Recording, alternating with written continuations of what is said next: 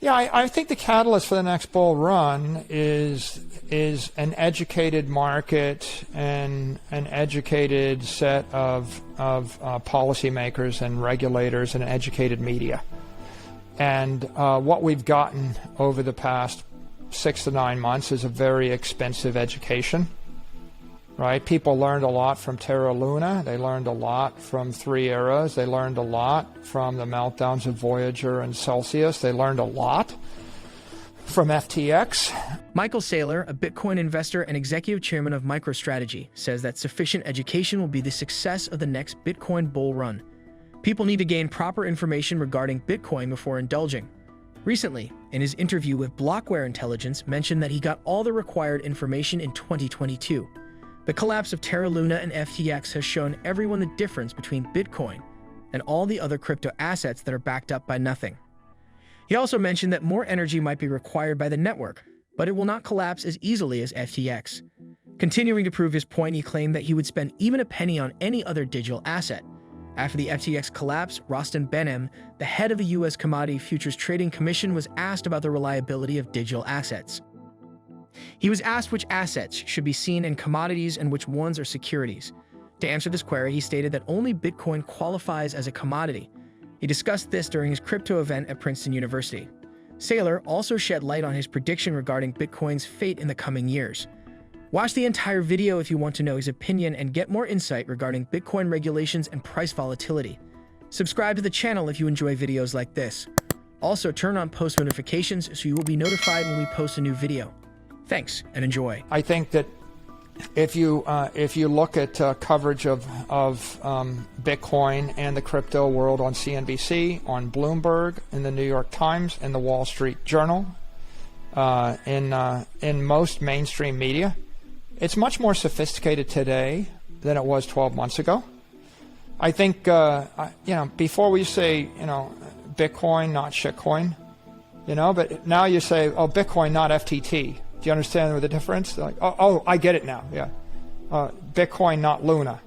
The Luna thing went to zero. Why? Because it was backed by nothing, right? We used to say proof of work is better than proof of stake. Well, why is it better, right? Proof of stake could do whatever you want. Well, proof of stake is what FTT was. It was backed by one person. That was a mistake, right?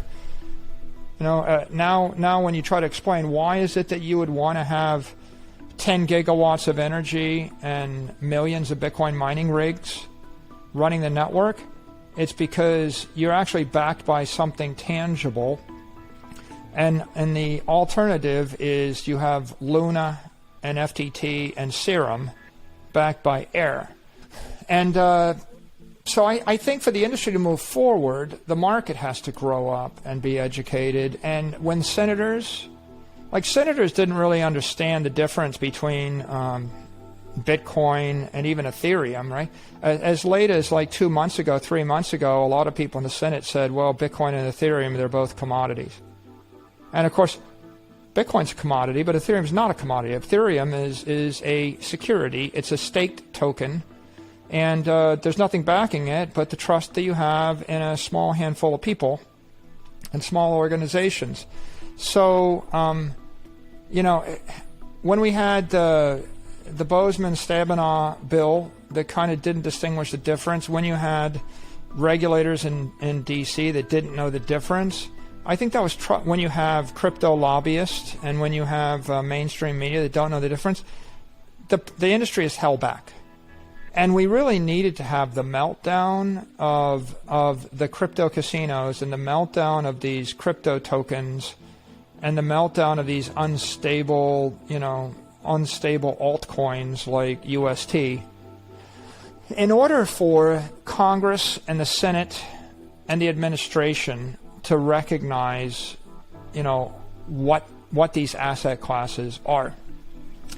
And I think that we're now getting to the point where people are starting to recognize there's something that's a cryptocurrency, maybe like Circle or Tether, and for it to be an ethical, properly engineered, economically sound cryptocurrency, you're going to have a public issuer that's transparent in its assets that then backs the token with no risk assets. So if I issue $100 billion worth of stablecoin backed by $100 billion worth of short-term U.S. treasuries, and if I'm a publicly traded company and I disclose my balances every week, then maybe I will be trusted. There's no guarantee, there's still counterparty risk, but the point is that would be the foundation to issue a digital currency like a Circle or like a Tether, and there's a market for that.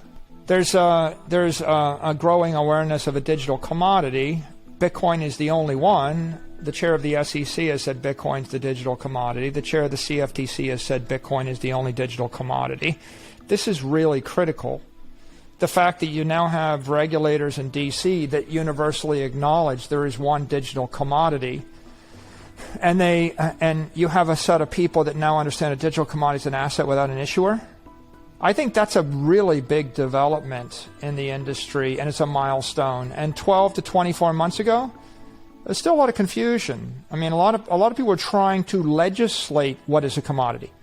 Like, you can't make Ethereum a commodity by passing a law. It's not, it's like trying to pass a law that makes, like, gold a security or makes oil a security. You can't make it a security. It's a commodity.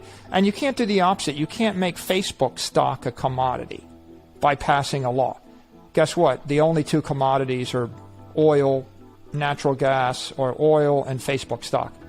You can't pass laws that make something a different asset class. There are still some things that need explaining. People are curious and they want answers to several questions related to the FTX collapse.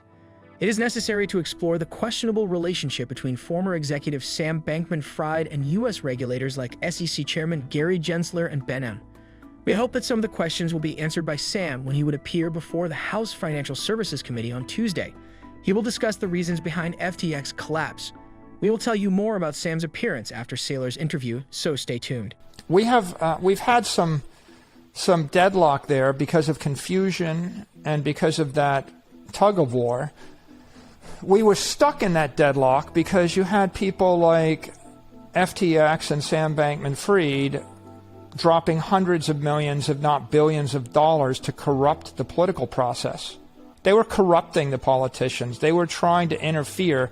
They were inserting into that legislation things that would be beneficial to the crypto industry and the air token producers, that would be detrimental to the world, detrimental to the $100 trillion securities industry, detrimental to every citizen on earth, detrimental to Bitcoin, detrimental to anybody that believes in truth and honesty and justice. So they were definitely malefactors.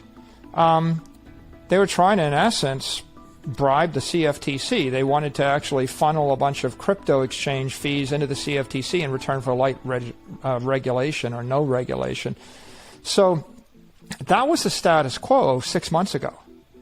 And if the crypto industry had continued to succeed with pumping of the air tokens like Terra and Luna and FTT and Serum, and if they continued to be able to run this crypto exchange like FTX and continue to steal through Alameda and then move money through all sorts of dark pools, then you might have had a very corrupt system, not to mention the fact that they're literally corrupting the journalists and the mainstream media that are writing the story by showering hundreds of millions of dollars on them or their cronies, if not billions and billions.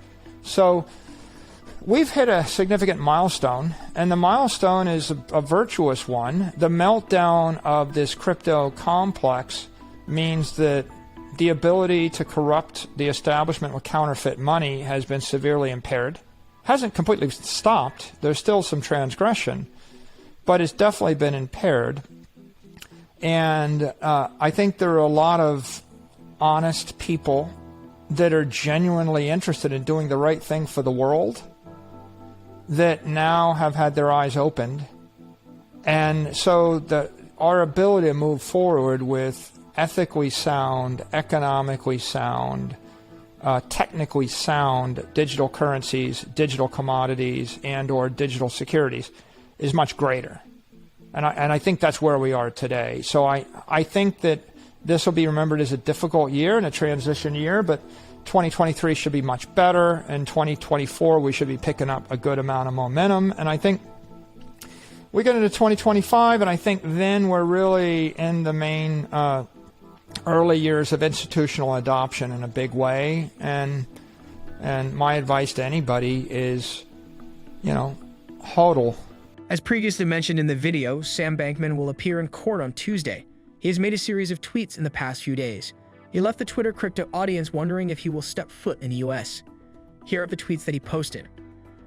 I still do not have access to much of my data, professional or personal, so there's a limit to what I will be able to say, and I won't be as helpful as I'd like, but as the committee still thinks it would be useful, I am willing to testify on the 13th. I will try to be helpful during the hearing and shed light I can on FTX US's solvency and American customers, pathways that could return value to users internationally, what I think led to the crash, my own failings. I have thought of myself as a model chief executive officer who wouldn't become lazy or disconnected, which made it that much more destructive when I did. Hopefully, people can learn from the difference between who I was and who I could have been. Comment down below and let us know your observations and opinions regarding Sam Bankman's hearing and Micheal Saylor's interview.